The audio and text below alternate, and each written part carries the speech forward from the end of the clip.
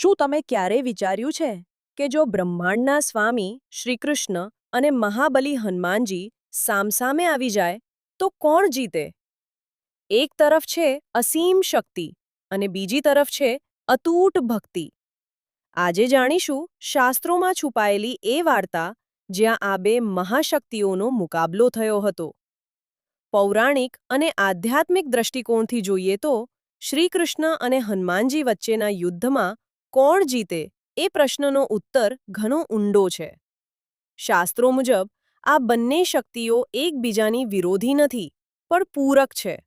જો આવું યુદ્ધ થાય તો તેના પરિણામને આ રીતે સમજી શકાય. 1. બંને એક જ તત્વ છે. શ્રીકૃષ્ણ કૃષ્ણ એ ભગવાન વિષ્ણુનો અવતાર છે અને હનુમાનજી ભગવાન શિવના અંશાવતાર છે. શાસ્ત્રો કહે છે કે હરિ વિષ્ણુ અને હર શિવ એક જ છે. તેથી જો તેમની વચ્ચે યુદ્ધ થાય તો તે હકીકતમાં પોતાનો જ પોતાની સાથેનો મુકાબલો ગણાય.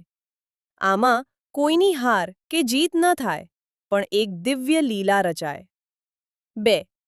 હનુમાનજીની ભક્તિ અને શરણાગતિ. હનુમાનજી પરમ રામભક્ત છે અને શ્રીકૃષ્ણ એ જ રામ છે. હનુમાનજી ક્યારેય પોતાના આરાધ્ય દેવ શ્રીકૃષ્ણ રામ સામે જીતવાની ઈચ્છા રાખે જ નહીં. જો શ્રીકૃષ્ણ સુદર્શન ચક્ર ચલાવે તો હનુમાનજી તેને રોકવાને બદલે પ્રણામ કરી શકે અથવા રામ નામનો જાપ કરીને તેની શક્તિને શાંત કરી શકે. 3. શક્તિનું સંતુલન. શ્રીકૃષ્ણ તેઓ બ્રહ્માંડના સ્વામી છે. તેમની પાસે સુદર્શન ચક્ર, માયા અને અનંત શક્તિઓ છે.